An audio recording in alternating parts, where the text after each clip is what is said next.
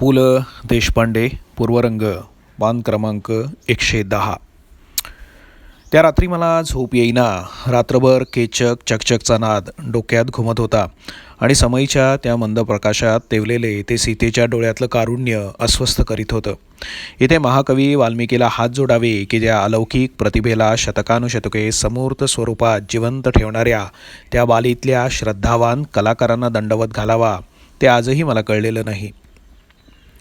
त्या नृत्याला अंधाराच्या पडद्याची जादू लाभल्यामुळे माझ्यावर अधिक परिणाम झाला म्हणावं तर दुसऱ्या दिवशी सकाळी 10 वाजता भर उन्हात एका देवळाच्या अंगणात केलेली बारोंग नावाची नृत्यनाटिका पाहायला गेलो.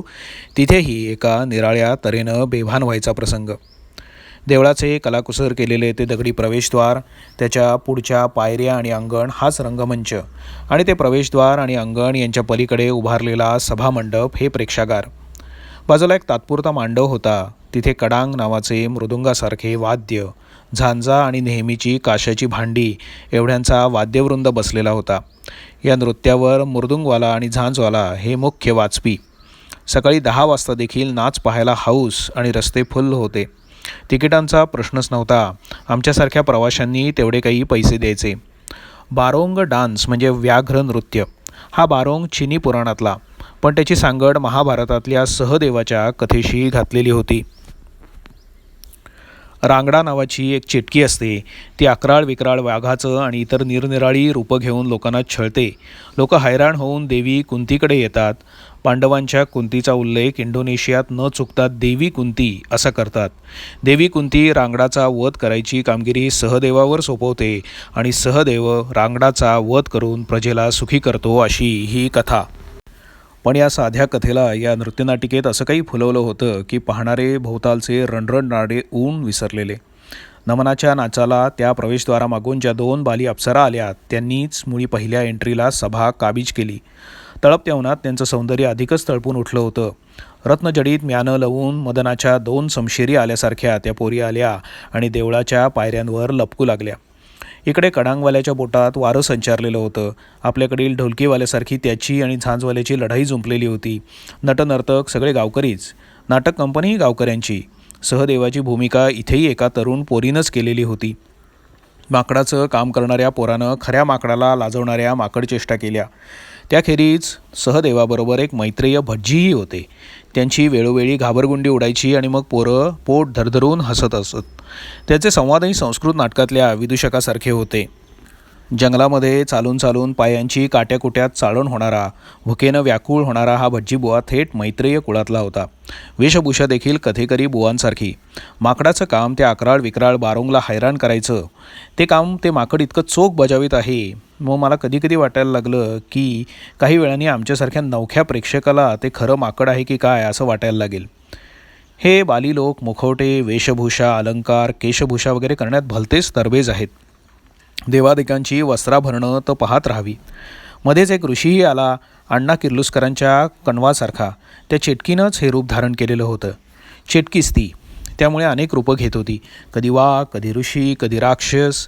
एकदा ती झाड होऊन उभी राहिली आणि उन्हातानात हिंडून दमलेला मैत्रेय भटजी फराळाची पडशी सोडून नेमका त्या झाडाच्या सावलीतच भोजनाला बसला. मग ते झाड त्याच्यामागं लागलं. शेवटी सहदेवानं त्या झाडावर बाण सोडला.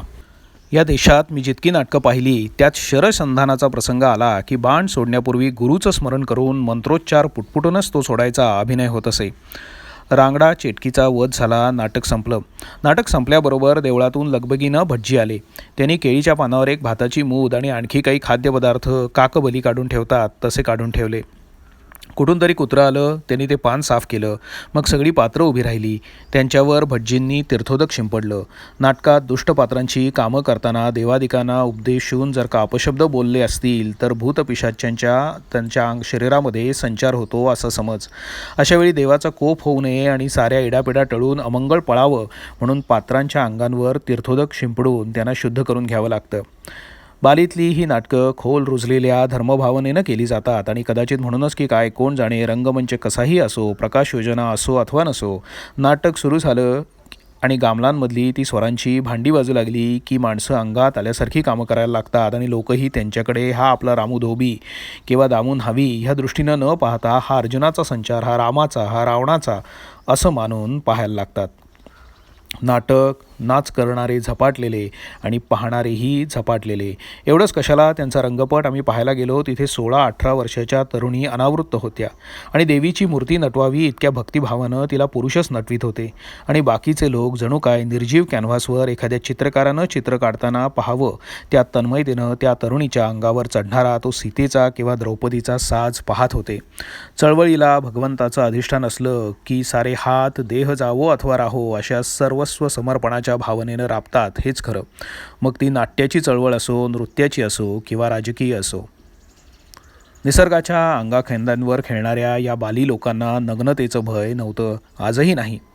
पण सुधारलेल्या देशातील प्रवाशांची आवक वाढली आणि या बाली स्त्रियांकडे अशा दृष्टीनं पाहायला सुरुवात झाली. आपल्या मासिकातून त्यांचे असेही फोटो छापले गेले की स्त्रियांनी चोळ्या घातल्या पाहिजेत असा डॉक्टर सुकार्णोंनी कायदा केला.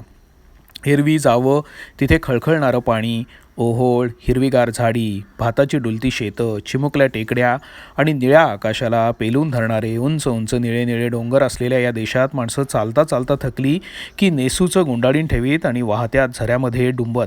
आजही अशी दृश्य दिसतात. एखादा वळता साकव असतो, 5-25 फूट खाली पाणी वाहत असतं.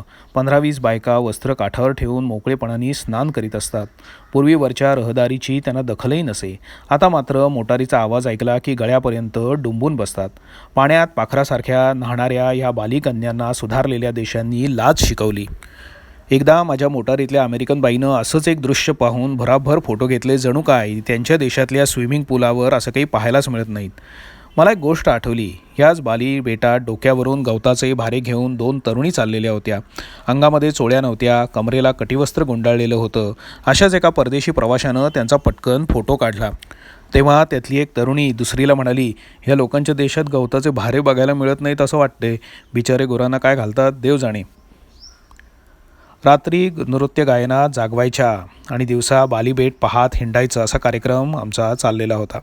सुंदर रस्ते आणि टुरिस्ट खात्यानं केलेली मोटारीची उत्तम सोय यामुळे भटकण्याचा शीण नव्हता. त्यातून वाटलाच थकवा तर कुठल्याही झऱ्यात झटकर पटकन घटकाभर पाय बुडवून बसावं. रस्त्यात पुष्कळ वेळा हातात लाकडी पिंजऱ्यातून कोंबडं घेऊन जाणारी माणसं भेटत.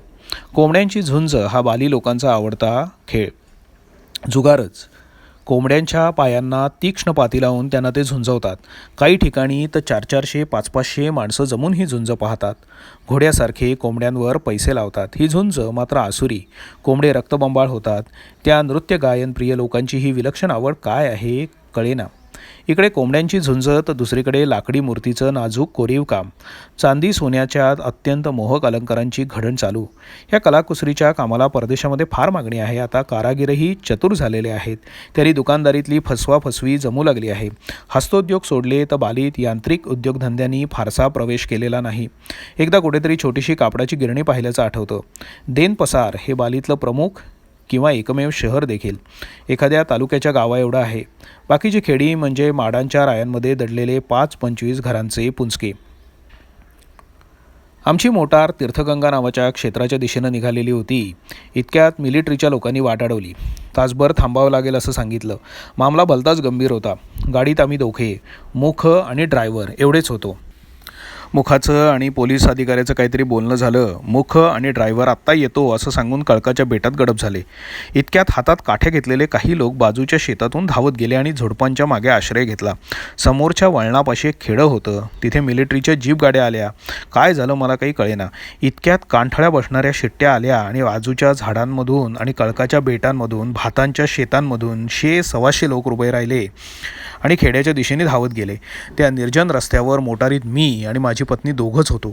काही वेळाने पुन्हा शिट्या झाल्या. मुख आणि आमचा ड्रायव्हर जवळच्याच झुडपातून बाहेर आले. काय भानगड झाली. जणू काही झाल्या प्रकारानं अजिबात भेदरलो नाही असं भासवीत मी तिला विचारलं.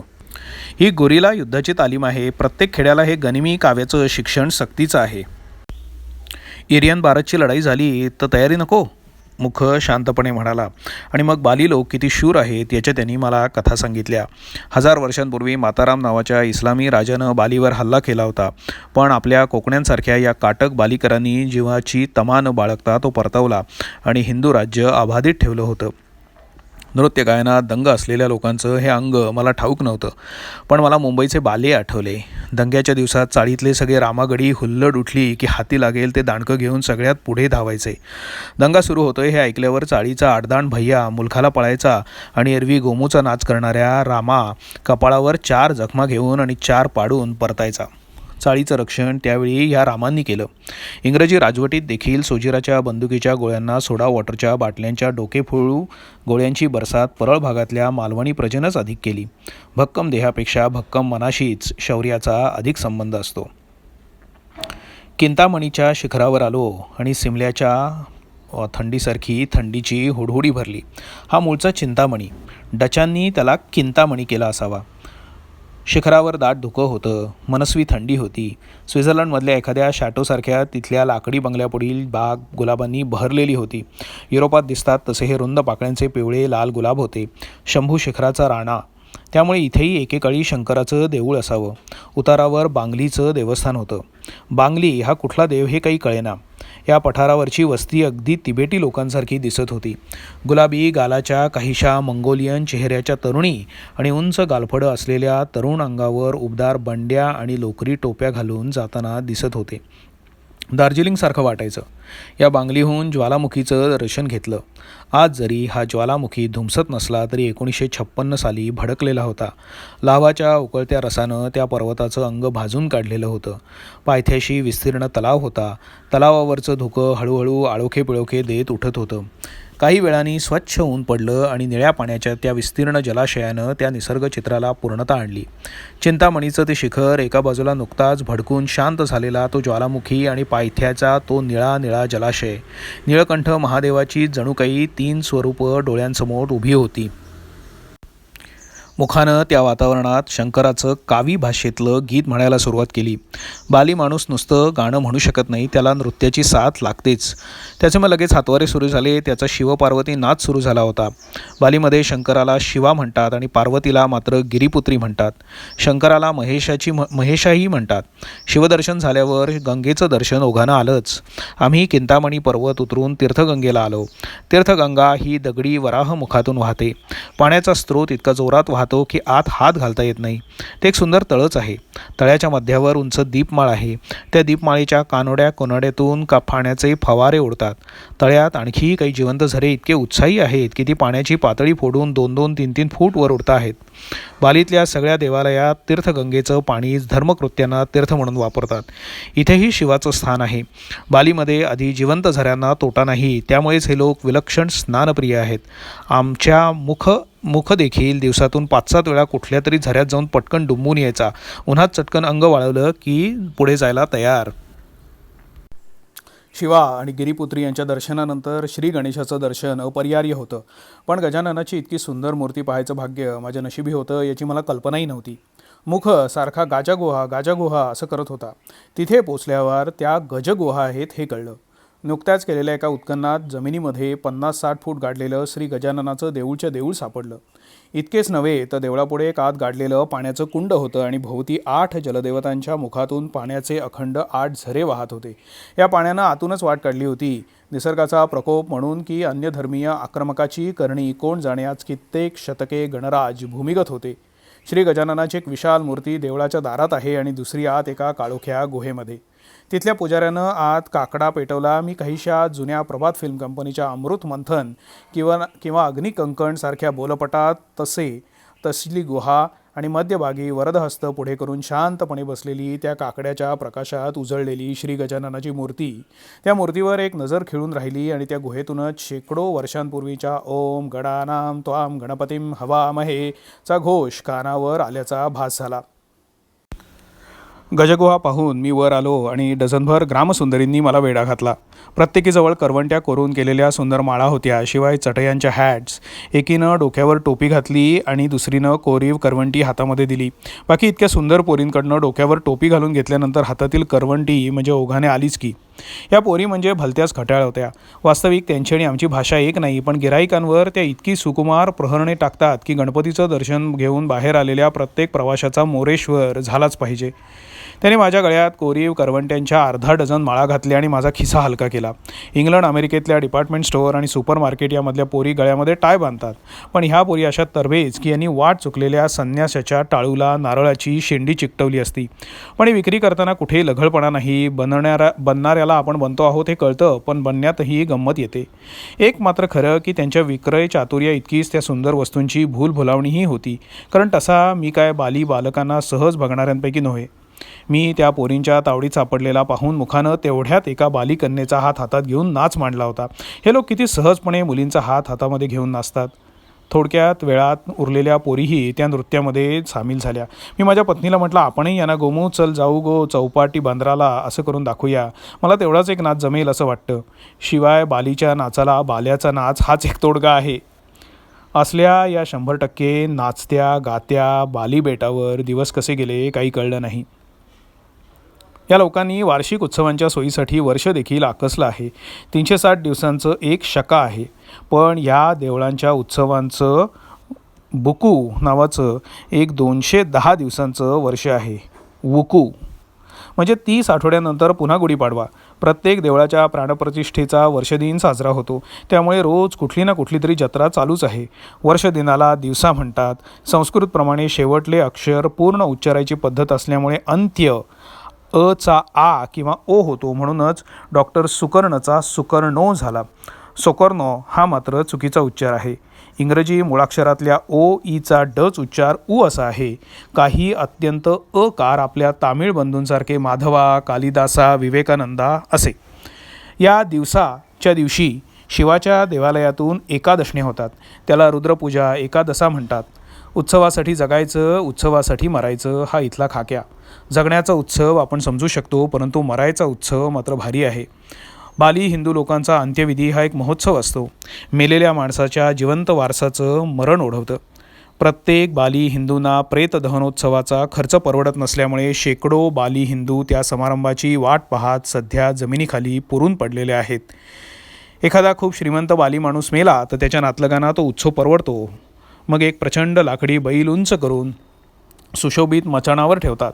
त्या लाकडी बैलाच्या पोटाच्या पोकळीत ट्रोजन युद्धातल्या सैनिकांना घोड्याच्या पोटात घुसवलं होतं तसं प्रेत घुसवतात आणि मोठमोठ्या मिरवणुका, बँड, वाजंत्र्या लावून यात्रा निघते. नृत्याचे कार्यक्रम होतात, गाव जेवणं होतात. देशोदेशींचे प्रवासी हे अंत्यसंस्कार पाहायला जमतात. शेवटी मचाणासकट त्या बैलाला जाळतात. आता हजारो रुपयांचे हे स्वर्गारोहण सामान्य जनांना परवडायचं कसं? पण असा कोणी श्रीमंत मेला की लोक थडगी उकरून मृतांचे अस्थिपंजर बाहेर काढून त्याच चितेवर सामुदायिक प्रेतदहन उरकून घेतात. बालीमध्ये जगणं सस्त्यात होतं, पण मरणं महागातच दिसतंय. ही प्रेताची भरमसाठ सजावट या लोकांनी चिन्यांकडून उचललेली असावी. मी सिंगापूरला एका चिनी प्रेतयात्रा पाहिली होती. प्रचंड ताबूत निघाल्यासारखी ती शवपेटिका सजलेली होती. चिन्यांची थडगीसुद्धा खूप मोठी असतात आणि त्यांच्या शवयात्रा वरातीच्या थाटामध्ये जातात. भूतपिशाच्यांच्या कल्पनेनं पछाडलेल्या लोकांना भीती गाडण्यासाठी भलताच देखावा करायला लागतो. डोंगर उतरणीवर असलेली चिनी कबरस्थानं मोठ्या कोरीव लेण्यांसारखी वाटतात. बालीमधल्या या खर्चिक प्रेतदहन पद्धतीत सुधारणा करण्यासाठी पुढल्या वर्षी बालीमधल्या हिंदू पंडितांची एक फार मोठी धर्मपरिषद भरणार आहे. विद्वज्जन परिषदेची बालीमध्ये एक पूर्वी परंपरा होती. हिंदू राजे वेळोवेळी अशा परिषदा भरवीत.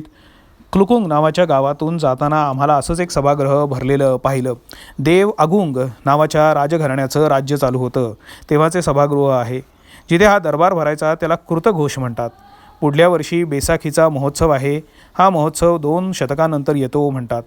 तत्पूर्वी बालीमधल्या प्रेतदहनाची वाट पाहत पडलेल्या सर्व अस्थिपंजरांचं दहन उरकून बाली बेट शुद्ध करायचं काम या परिषदेतर्फे करण्यात येणार आहे. बैसाखीचं देऊळ हे बालीचं काशी क्षेत्र. या गावाला पुरा बैसाखी म्हणतात, म्हणजे एकेकाळचं विशाखापूर. काहींच्या मते हे वासुकीचं स्थान. इथे दरवर्षी उत्सव होतो, परंतु पुढच्या वर्षी फारच मोठा उत्सव आहे. ब्रह्मा, विष्णू, महेशांची इथं मंदिरं आहेत. या मंदिरांची रंगसंगती मोठी सूचक आहे. अग्निदेव ब्रह्माचं मंदिर रक्तवर्णीय, ते पूर्वेला आहे. मध्यावर शिवाचं पांढरशुभ्र मंदिर आणि पश्चिमेला विष्णूचं काळभोर. अतिशय विशाल असा हा परिसर आहे. इथे प्राचीन संगीतगृह आहे. पौरजनांची सभागृह आहेत. मध्ये एका खांबावर उभे केलेलं मंदार मंदिर आहे आणि तसलंच एक ओंकार मंदिर आहे. शिवाय इतर असंख्य मंदिरं इथे आहेत.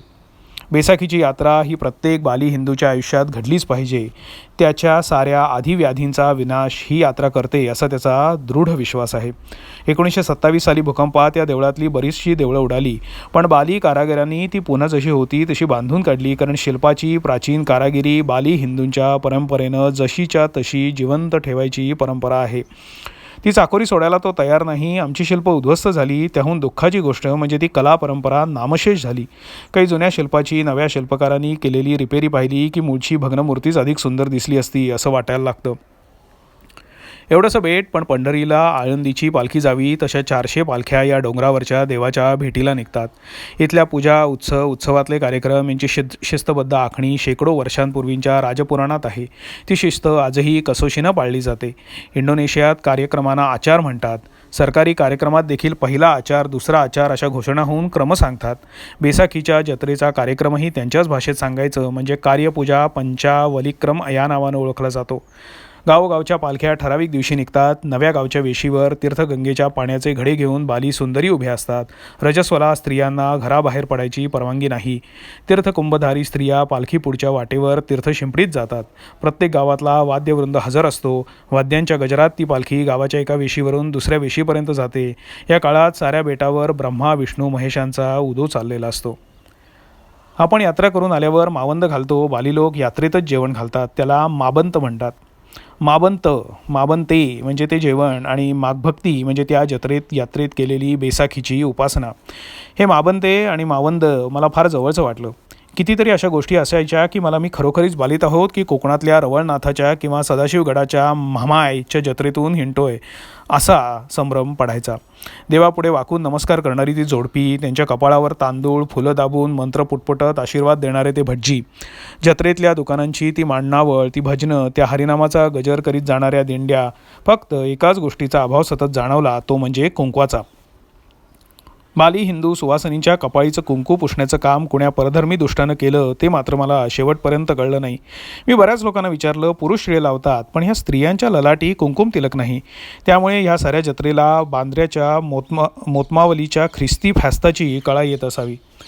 देनपसारच्या त्या चिमुकल्या विमानतळावर एका मध्यरात्री आम्ही आलो. त्यावेळी त्या काळोखात इतकी प्राचीन हिंदू संस्कृती लपली होती याची आम्हाला कल्पनाही नव्हती. प्रवासाला निघताना विद्वत्तापूर्ण तयारी करून आपण निघू नये हे मला आता नक्की पटलं. मनाची निगेटिव्ह कोरी असावी म्हणजे सुंदर चित्र उमटतात. ह्या काळोखात मी असाच शिरलो. बाली याविषयी मला काहीही माहिती नव्हतं, पण बाली बेट सोडताना अंतःकरणात असंख्य चित्र दाटून आली. आमच्या सागर बीच हॉटेलची ती तरुण मालकीण, तिचं ते तरंगल्यासारखं चालणं, सौम्य बोलणं, जावे त्या गावी लोकांनी हसून केलेलं स्वागत, गॅलन पाण्याने भरलेले ते मोठे नारळ, एका वानरबागेतील सहल, तिथल्या माकडांनी सोबतीच्या अमेरिकन म्हातारीला तिच्या फोटोसाठी दिलेले असंख्य पोजेस, गजाननाच्या ब्रह्मा विष्णू महेशांच्या सुंदर मूर्ती, आपल्या कारागिरीतून घडून गेलेले ते बाली कारागीर, मुखाचं ते आक्रंदनासारखं गाणं, त्याच्या मोटारीत चालणारा त्याचा तो नाच, बाली तरुणींचे ते जथे, ओळखी अनोळखीची ती फुलझाडं, चिंतामणीचा तो परिसर, असंख्य चित्रांचे अल्बम माझ्या मनामध्ये तयार झालेले होते. माणसं अशी लागावी की युगायुगांची ओळख असल्यासारखी. विमानतळावर अमेरिकन प्रवाशांची गर्दी उसळली. प्रत्येकाच्या तोंडून फॅन्टॅस्टिक, वंडरफुल, प्रेशियस याशिवाय काहीही ऐकू येत नव्हतं. प्रत्येकाने मूर्ती चित्र विकत घेण्यास शेकडो डॉलर खर्च केले होते. मी देखील माझ्या ऐपतीप्रमाणे काही वस्तू विकत घेतल्या, पण त्यांच्या डॉलर्सना खरेदी न करता येण्यासारखी गोष्ट आमच्यापाशी होती. प्राचीन रक्ताचं तुटलेलं नातं आम्ही जोडलेलं होतं. बाली सोडताना आम्हाला फार वाईट वाटलं. मुख हा वास्तविक व्यावसायिक वाटाड्या. शेकडो प्रवासी येतात आणि जातात. रोज तेच दाखवायचं, तेच बोलायचं. निघताना त्याने मला चक्क खट्ट मिठी मारली आणि म्हणाला, तुमच्या हिंदू ब्रदरला विसरू नका. मला गदगदवून आलं. गरुडा कंपनीचं विमान आकाशात उडालं. हिरव्यागार पांघरुणाखाली एखादं तान्हं झोपी जावं तसं ते चिमुकलं बालीबेट त्या माडांच्या आणि इतर वृक्षांच्या राईखाली झोपी गेलं. बैसाखीचा निळा डोंगर पांघरुणातून चिमुकलं पाऊल वर यावं तसं वर आला होता. वर आकाश, खाली चोहीकडे महासागर आणि मध्येच ते चिमुकलं बालीबेट. प्रलयानंतर पिंपळपानावर चिमण्या पावलाचा अंगठा चोखीत पडलेल्या मेघश्याम बालकृष्णाची मला आठवण आली. पापण्यात दाटलेल्या धुक्यात मला क्षणभर पुढलं काही दिसेनसं झालं. 20व्या शतकात प्रलयाच्या सीमेवर उभ्या असलेल्या झालेल्या जगाला त्या पिंपळपानावरच्या बालकृष्णासारखी ह्या बेटावर आढळलेली निरागसताच कदाचित तारून जाईल असं वाटून गेलं. बालीहून निघालो. यवद्वीपाची दिशा धरली. जावा हे इंडोनेशियन संस्कृतीचं माहेरघर. विमानाबाहेर समुद्रात शेकडो बेटं उधळलेली दिसत होती. इतक्यात विमान यानिकानं कसली तरी सूचना केली आणि सर्वांनी खिडक्यांच्या काचांना नाकं लावली आणि अहो आश्चर्यम, आमचं विमान यवद्वीपातल्या एका उकळत्या ज्वालामुखीवरून घिरट्या घालून त्या तप्त पर्वताच्या उघड्या तोंडातलं विश्वरूप दर्शन घडवत होतं. एखाद्या विशाल काहिलीत नीलं आणि पाचूची रत्नं एकदम उकळत ठेवावी तसला त्या रंगाचा रस उकळत होता. हिरव्या निळ्या रंगामुळे शीतल वाटणाऱ्या त्या उकळ्या आणि ती वाफ हिरव्या निळ्या जलाशयावरून उठणाऱ्या धोक्यासारखी दिसत होती. दुरून पर्वत रम्य दिसतात, पण ज्वालामुखीचं उकळतं तोंड देखील इतकं रम्य असेल असं मला वाटलं नव्हतं. वास्तविक हा म्हणजे साक्षात काळानं उघडलेला जबडा होता. काही तांत्रिक बिघाडामुळे आमचं विमान आत पडलं तर गोराळ्यातली धगधगत्या काहिलीत माशी पडावी तशी गत झालेली असती. मी माझ्या मनाला म्हटलं, नाऱ्या शुभबोल, पण मनाला समर्थानी सज्जना म्हणून हाक मारून त्यांना ते वळलं नाही. त्यांना देखील अचपळ मन माझे नावरे आवरिता म्हणावं लागलं. तिथे आमचं वढाळ मन काय ऐकणार. मृत्यूशिवाय दुसरा विचार येईना. विराट सौंदर्याच्या उत्कट अनुभूतीनंतर देखील मनाचा ओढा आपलं वळण त्या अंतिम सत्याच्याच दिशेला घेतो का, ते कोणी कसं सांगावं. पोटावरचा पट्टा आवळा, धूम्रपान आवरा अशी सूचना आली आणि विमानानं सुराबायाचा तळ गाठला. हवा पावसाळी होती. त्या विमानावर उतरणारे मी आणि माझी पत्नी असे 2च प्रवासी होतो. पूर्णपणे अनोळखी गाव. फक्त डॉक्टर परांजपेंचा पत्ता आमच्याकडे होता आणि एका हॉटेलात खोली राखून ठेवल्याचं पत्र. विमानतळावर एकूण 4-5 माणसं होती. मी पाहिलेल्या विमानतळातला हा सगळ्यात लहान विमानतळ. आदरकी किंवा शेडबाल स्टेशन आणि बोरीबंदर ह्यामध्ये जो फरक आहे तोच सुराबाया आणि जकार्ता यांच्या विमानतळामध्ये आहे. टॅक्सीतून सुराबायात शिरत होतो. इंडोनेशियन शहरांची अवस्था वतन जप्त झालेल्या इमानदारांच्या वाड्यासारखी आहे. दिवाणखाने प्रशस्त पण लोडातून कापूस टोकावतो आहे. दारात पुष्करणी पण तोट्या गंजलेल्या. हावदाट खडखडाट. मुतपाकातल्या चुली थंड आणि खुद्द इनामदारांच्या मिशांचा कलप मुळातून उडत चाललेला. सुराबाया शहरावर ही असलीच कळा. आम्ही एका भव्य राजवाड्यासारख्या हॉटेलात गेलो. तिथे देखील ते नुसतं भव्यच राजवाडा होता. आता झाडं उगवायला आणि फुलं फुलायला ज्या देशात काहीच करावं लागत नाही म्हणून बिचारी फुकटात फुललेली. डचानी चीनीसाठी केलेल्या अशा सगळ्या सोयी होत्या. फक्त ही चैन कुणालाच परवडत नव्हती. सुंदर बार पण व्हिस्की खलास आहे. थोड्या वेळाने मी डॉक्टर परांजपेंना फोन केला. ते डॉक्टर आहेत एवढंच मला ठाऊक होतं, पण ते गुप्तरोगाचे डॉक्टर आहेत हे ऐकल्यावर जरा दचकलो. कारण असल्या स्पेशालिस्टाबरोबर हिंटानं कोणी पाहिलं तर भलत्याच आवया उठायच्या. परांजपेंनी फोनवर, कोण देशपांडे का? या आत्ताच उठलोय, 15 मिनिटात आंघोळ दाढी आटोपून येतो म्हटल्या क्षणी मला धीर आला. रविवारी 10-10:30 जो उठतो आणि दाढी आंघोळ अगदी अनावश्यक कार्यक्रम 15 मिनिटात जो उरकतो त्याची आणि माझी दोस्ती जमल्याशिवाय कसं व्हायचं. त्यांच्या गुप्तरोग संशोधन केंद्राखेरीज सुराबायात इतरही काही पाहण्यासारखं नाही हे परांजपेंनी आम्हाला पहिल्या भेटीत सांगितलं. एखाद्या गावात पाहण्यासारखं काहीही नाही हे कळल्यावर मला खूप आनंद होतो. मग मी निवांतपणे माणसं पाहून घेतो. रस्त्याच्या कोपऱ्यावर उभं राहून शहराचा स्वभाव पाहता येतो. मागे मी मद्रासला गेलो होतो. तिथला समुद्रकिनारा प्रेक्षणीय आहे यात शंकाच नाही. पण तिथे मी एक लुंगी नेसलेला उघडा अनवाणी बुचडेवाला भस्म लावलेला अस्सल मद्रासी आयटीत पायी पोडत उभा असलेला पाहिला. ते दृश्य त्या किनाऱ्या इतकंच संस्मरणीय होतं. जिवंत माणसा इतकं जगामध्ये पाहण्यासारखं आहे तरी काय. प्रत्येक पुरुष आणि स्त्री ही प्रेक्षणीय वस्तू आहे. हर गार्डाची न्यारी शेट्टी, हर ड्रायव्हरचा न्यारा हात. जीवनाच्या फलाटावर आपल्याला घेऊन जाणारी ती अटळ गाडी येईपर्यंत न कंटाळता प्रेमानं उभं राहायची धमक मात्र आपल्यामध्ये हवी. सुराबायामध्ये डॉक्टर परांजपेंच्या कृपेनं चांगली इंडोनेशियन माणसं भेटली. डॉक्टर साहेब आधी आपली ती गुप्तरोग संशोधन संस्था दाखवायला घेऊन गेले. गुप्तरोगांचं भयंकर दुष्परिणाम आणि मनुष्य देहाची लक्तरं झालेली ती चित्र, ते फोटो, त्या भयानक व्याधींविषयीची ती माहितीपत्रकं वगैरे पाहून घरी येऊन एकदा स्वच्छ आंघोळ करावी असं मला वाटायला लागलं. वास्तविक ती प्रचंड इमारत, त्या संशोधन शाळा, तिथलं ते शुभ्र पोशाख करून सूक्ष्मदर्शक यंत्राच्या काचेत डोळे घालून संशोधनात व्याग्र असलेले संशोधक, हा सगळा प्रकार अत्यंत स्वच्छ होता. पण भिंतीवरच्या काही चित्रांनी त्या संशोधन केंद्राचे प्रमुख डॉक्टर वासितो यांनी मला जे सांगितलं त्यांनी मला कसंसंच वाटलं. डॉक्टर वासितोंनी पहिल्याच भेटीत आपलं मूळ नाव वसिष्ठ आहे हे सांगितलं. धर्मानं मुसलमान असणाऱ्या डॉक्टर वासितोंना आपल्या वसिष्ठ गोत्राचा फार मोठा अभिमान होता. या भलत्याच क्षेत्रातल्या मंडळींची बोलायचं तरी काय हा प्रश्न होता, पण तो डॉक्टर वासितोंनीच सोडवला. डॉक्टर परांजपेंनी आमची आधीच तारीफ करून ठेवलेली असावी, कारण वासितोंनी लगेच एक रामायणाची जुनी जावानीज पोथी वाचून मला प्रस्तुताला अनुसरलं. त्या दिवसांपासून पुढले 3 दिवस मी डॉक्टर वासितोंची पाठ सोडली नाही. सुदैवानं रमजानची सुट्टी होती, त्यामुळे दोघांनाही मोकळा वेळ होता. वासितोंच्या पत्नीचं नाव सुप्राप्ती. दोघांनीही सुराबायात आम्हाला खूप अगत्यानं वागवलं. वासितोंचा इंडोनेशियन सांस्कृतिक इतिहासाचा चांगलाच व्यासंग आहे. भारताविषयी त्यांना खरं प्रेम आहे. त्यांच्याबरोबर बसून एक नाटक पाहत होतो. अर्थात इंडोनेशियात नाटकं पाहणं म्हणजे पौराणिक नाटकच बघणं. हे नाटक महाभारताच्या दशग्रीवाच्या कथेवर आधारलेलं होतं. नाटकाचं नावही दशग्रीव असंच होतं. एकूण थाट जकार्तात पाहिलेल्या नाटकासारखाच होता, पण सवयीमुळे की काय कोण जाणे टोक्याच्या पातेल्यांचा जात जरा कमी वाटला.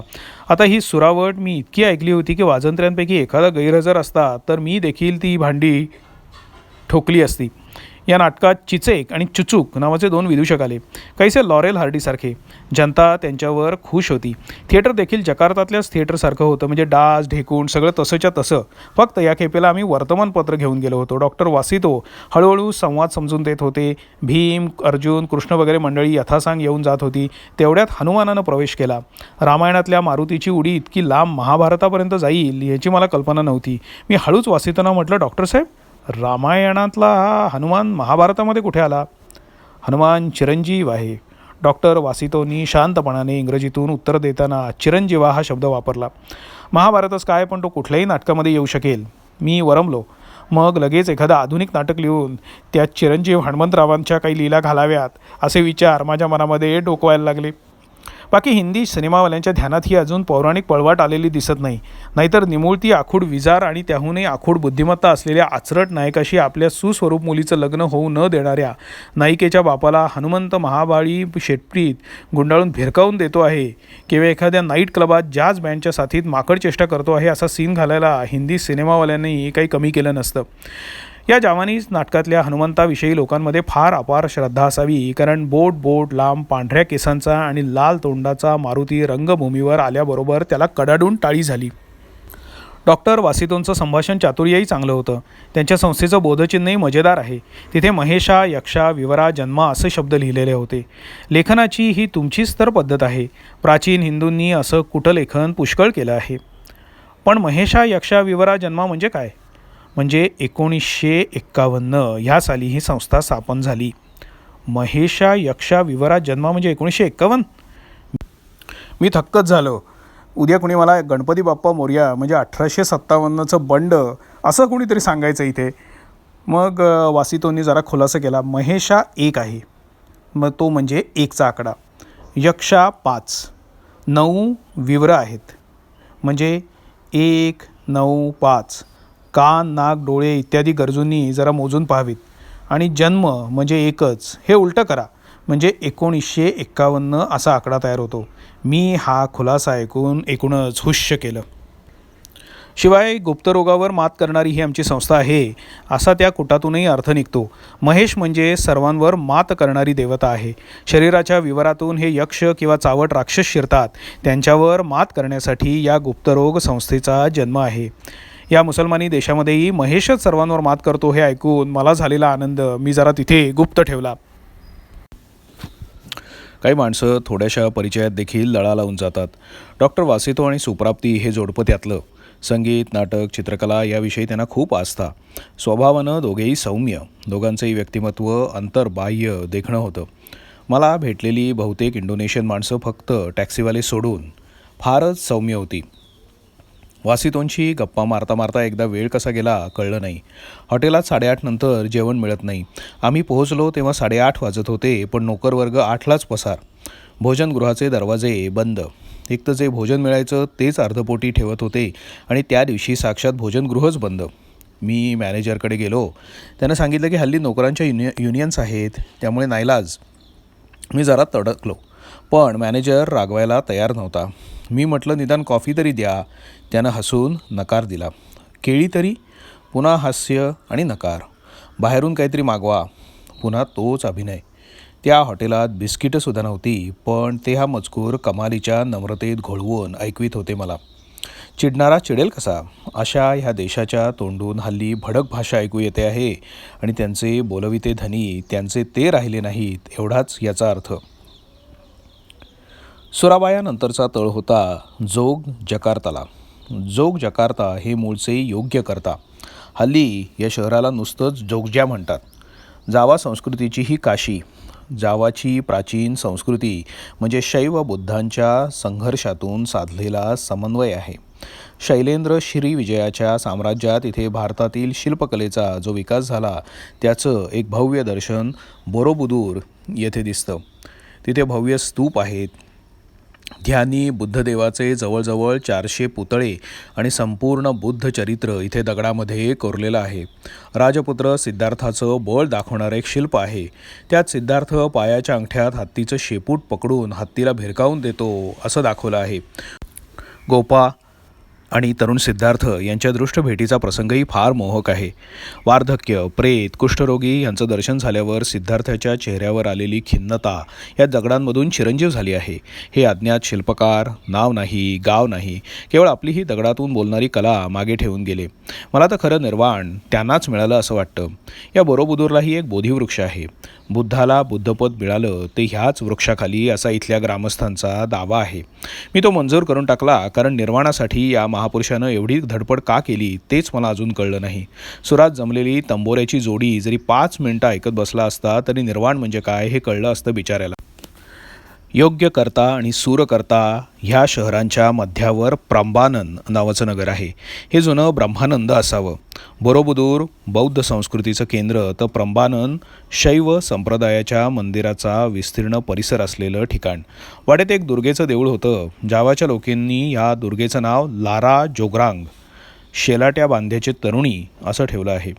बाकी ही दुर्गा खरोखरीच सुंदर शेलाट्या अंगाच्या राजकन्येसारखी वाटते. नेहमी दुर्गे दुर्गट भारी तशापैकी नाही. परवापर्यंत या दुर्गेपुढे अजबली दिला जात असे.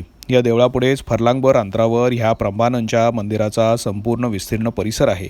त्यात अग्रशाळा धर्मशाळा मिळून जवळजवळ 156 मंदिरं आहेत. आतल्या चौकात 3 प्रचंड मंदिरं आहेत. ती ब्रह्मा, विष्णू आणि महेश यांची. लोकपालांच्या मूर्तींनी महेशाच्या देवालयाला आधार दिला आहे. जावानीज भाषेमध्येही लोकपाल, महाकाल, नंदिकेश्वर ही नावं आहेत. वास्तविक हा सारा परिसर म्हणजे शिळांचे एक विस्तीर्ण रास होऊन पडला होता. इंडोनेशियन स्वातंत्र्यानंतर सरकारनं या वास्तूंचा जीर्णोद्धार करून ते दगड पुन्हा रचले आणि ही मंदिरं उभी केली. अजूनही 10 वर्ष हे काम चालेल इतके कोरीव दगड पडले आहेत. महादेवाची उभी मूर्ती चांगली 10-12 फूट उंच आहे. तशीच एक दुसरी परंतु हातात कमंडलू घेतलेली शिवमूर्ती आहे. तिला महागुरू म्हणतात. हेही महादेवाचंच दुसरं रूप. आणि या शिवमंदिरापुढे 50-1 फुटांच्या अंतरावर नंदीचं मंदिर आहे. मी पुष्कळ नंदी पाहिले आहेत पण असला शिंग रोखून बसलेला नंदी मी पाहिलेला नाही. किंचित लालसर दगडात कोरलेला हा नंदी इतर नंदींसारखा खाऊन पिऊन माजलेला दिसत नव्हता. मात्र त्याने आपली शिंग कोणावर रोखली आहेत हे तो महादेवच जाणे. बौद्ध बुदूरला बुद्धचरित्र दगडात कोरलेलं आहे तर इथे संपूर्ण रामायण. आणि आश्चर्य असं की काही संकेत तसेच आहेत. सिद्धार्थाचे धनुर्विद्येतील चातुर्य दाखवताना त्याचा बाण 4-5 वृक्षांना आरपार भेदून गेलेला दाखवलेला आहे. बरोबर तेच दृश्य रामाच्या धनुर्विद्या प्रावीणाच्या बाबतीमध्ये आहे. किंबहुना सीतामाई आणि गोपा यांचाही तोंडावळा सारखाच आहे. राम, शंकर, पार्वती, राधा यांचा तोंडावळा सारखाच काढणाऱ्या आधुनिक चित्रकारांना आपण उगीचच नावं ठेवतो. त्यामुळे अलीकडेच राधा गवळणीला तुरेदार भगवा फेटा बांधून शेपट्याऐवजी फेट्याचा शेव खांद्यांवरून पुढे आणलेल्या एका 5 रंगी गुळगुळीत तुकतुकीत चित्राखाली स्वामी विवेकानंद अशी अक्षरं वाचल्यावर देखील मी राग गिळून टाकला. चित्रकला येता फारशी अवघड गोष्ट राहिलेली नाही. आमच्या बोर्डर्स ड्रॉइंग मास्तरांच्या काळात ती फारच अवघड होती. आता एका बाईचं गोल गुळगुळीत आणि गुबगुबीत मुखपृष्ठ काढता आलं की झालं. प्रंबाननला मात्र सीता आणि गोपा यांच्या चेहऱ्यातल्या साम्याचा एवढा अपवाद सोडला तर सारं रामायण दगडादगडातून माणसाचे अनेक नमुने दाखवत होते. विष्णू मंदिरात कृष्णायन होतं परंतु कृष्णचरित्रातून फक्त निरनिराळ्या असुरांचे वध दाखवलेले होते. त्यातलं कालियामर्दन तेवढं मी ओळखलं. कापडावरील बाटिक काम हे जावाचं एक वैशिष्ट्य आहे. कपड्यावरच्या वेलबुट्टीदार रंगीबेरंगी छापाची ही कला मूळची इजिप्त इराणमधली. ती जावात जाऊन पोहोचली आणि हिंदू राज्यात परिणत झाली. मूळ शब्द बाटिक. टिक म्हणजे टिकल्या. मेण कढवून त्याच्या टिकल्या टाकीत ही कापड छपाई करतात. ही सगळी क्रिया एकूण बरीच तापदायक आहे. अति नाजूक हाताने करावी लागते. पण कापडावरची डिझाईन्स आणि रंगसंगती इतकी मोहक असतात की नवऱ्यानं बायकोला आणखी काही वार कापड घे असं म्हणायचा प्रसंग माझ्या कौटुंबिक जीवनात तरी मी प्रथमच पाहिला. औरंगाबादच्या त्या हिमरूशाली आणि जावामधली ही बाटिक केलेली कापडं त्या दुकानात जाऊन विकत न घेता येणं हे केवळ पैशाचं पाकीट घरी विसरून तिथे गेल्यासच संभवतं.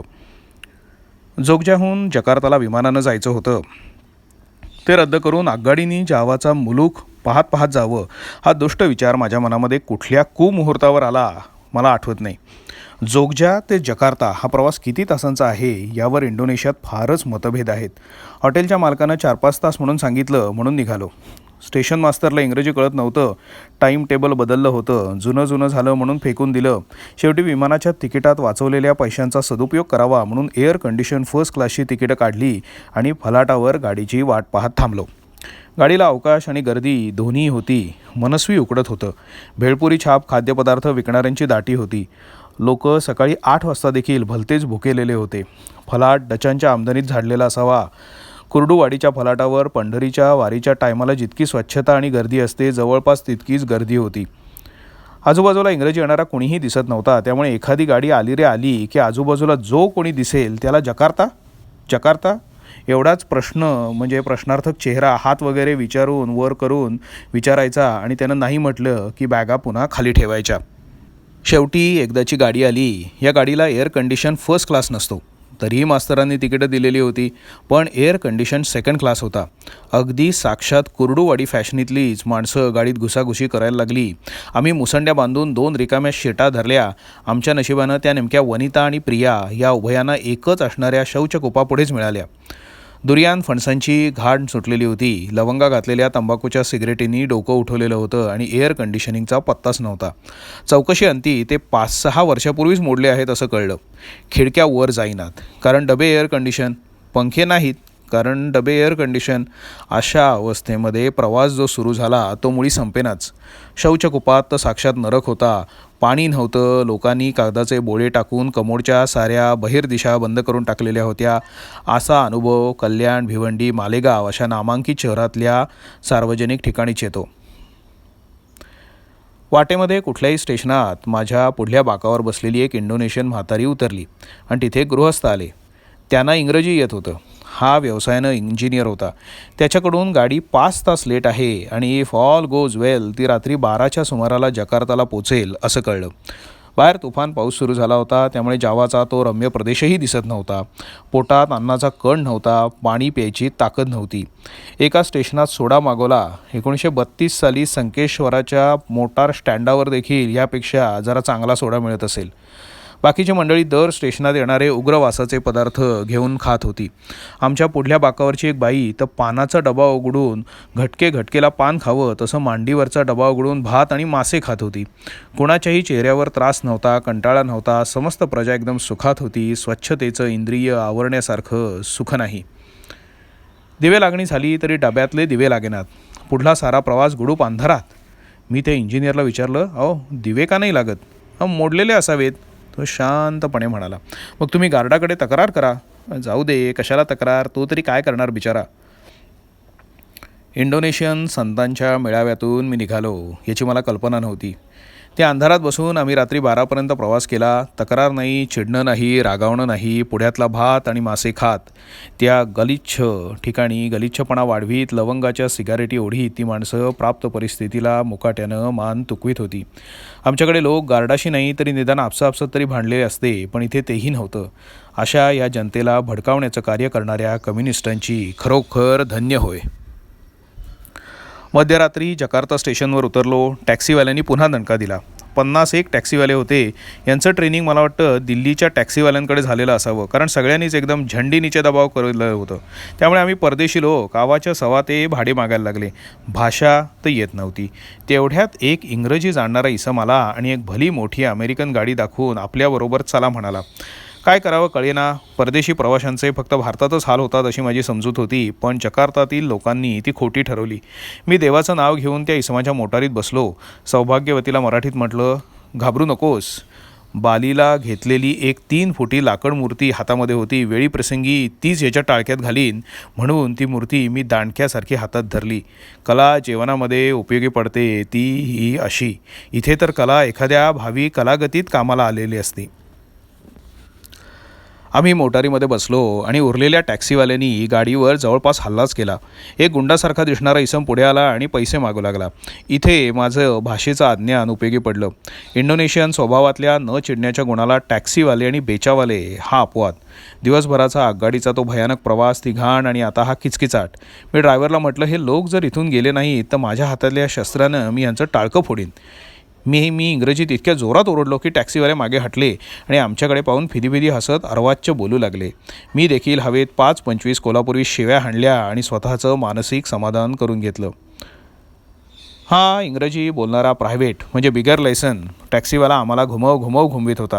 शेवटी मला ओळखीची गल्ली दिसली आणि मणीभाईंचं अंगण सापडलं. मी त्यांना हा झालेला प्रकार सांगितला. त्यांनी त्या टॅक्सीवालेल्या काठेवाडी गाळ भाषा इंडोनेशियातून ऐकवली. त्यापैकी काही गाडी चांगल्याच दणकट असाव्यात, कारण तो टॅक्सीवाला दिले पैसे घेऊन निमूटपणाने गेला. देशादेशातील संबंध बिघडवण्यात टॅक्सीवाल्यांचा फार मोठा हात म्हणजे तोंड आहे. दुसरा दिवस हा इंडोनेशियातला आमचा शेवटचा दिवस. तिसऱ्या दिवशी पहाटे आम्ही सिंगापूर मार्गे थायलंडला जाणार होतो. मणीभाई मला म्हणाले, परसोत्तम भाई, आजची संध्याकाळ माझ्यासाठी राखून ठेवा. 5च्या सुमाराला आम्ही मणीभाईंच्या गाडीतून निघालो. गाडी जकार्ता बंदराजवळून समुद्रकिनाऱ्याला लागून असलेल्या एका हॉटेलजवळ गेली. संध्याकाळ होत होती. पश्चिमेला सोनं लखलखत होतं. समुद्रात दूरवर मोठमोठ्या बोटी नांगरून ठेवलेल्या होत्या. त्या हॉटेलच्या अंगणात आम्ही बसलो. काही हौशी लोकांनी पांढऱ्या शुभ्र शीड होड्यातून नौकाविहारास सुरुवात केली होती. शांत वेळ. मणीभाईंनी आपली जीवनकथा सांगितली. आयुष्याची 30-40 वर्ष मायदेशापासून दूर राहिलेल्या एका व्यापाऱ्याची कथा. योगायोगानं ते या इंडोनेशियात आले. देशावर त्यांनी खूप प्रेम केलं. त्यांचं भारतावरही तसंच होतं. देशाच्या भवितव्याची त्यांना चिंता वाटत होती. भरल्या संसारातून त्यांची पत्नी मागे मुलेबाळी ठेवून अहेवपणाचं लेणं ठेवून लेवून गेलेली होती. मुलं शिकायला मुंबईत होती. मणीभाई इथे एकटेच राहत होते. व्यापाराचा जोमही नव्या राजवटीत ओसरलेला होता. या गोष्टी हा माणूस ना खंत ना खेद अशा स्वरूपात सांगत होता. बोलता बोलता मणीभाई म्हणाले, ते पहा. पश्चिमेला सूर्यबिंब पाण्यामध्ये विझत होतं. परसोत्तम भाई, तुम्ही इंडोनेशियात खूप सुंदर ठिकाणं पाहिलीत. This is really a beautiful country. पण काय पाहावं असं मला जर का कोणी विचारलं तर मी सांगेन, समुद्रकाठी बसून जरा सूर्यास्त पहा. जगामध्ये इतकं सुंदर काहीही नाही. पण भाई, सूर्यास्त उदास करतो माणसाला. म्हणूनच पाहावा तो कधीमधी. तुम्ही लेखक आहात हे मला ज्या दिवशी कळलं त्याच दिवशी मी ठरवलं होतं की इथे आणून तुम्हाला एकदा सूर्यास्त दाखवावा.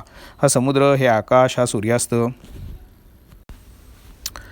संध्याकाळच्या त्या शांत वेळी बिस्मिल्लासारख्या जादूगार वादकाचा मारवा ऐकायला मिळायला हवा होता.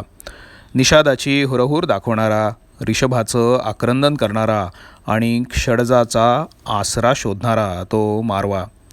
दुसऱ्या दिवशी पहाटे आम्ही इंडोनेशियाचा निरोप घेतला. विमानतळावर निरोप घेता घेता मिस्टर रोज मला विचारित होता, पोरतून क्यांना मेळतालो? पुन्हा केव्हा भेटणार? कोणाला ठाऊक पुन्हा केव्हा भेटणार ते. कुठले मणीभाई, कुठला मिस्टर रोज, कुठला डॉक्टर वासितो आणि कुठला मी. यथा काष्ठम च काष्ठम च, हेच खरं.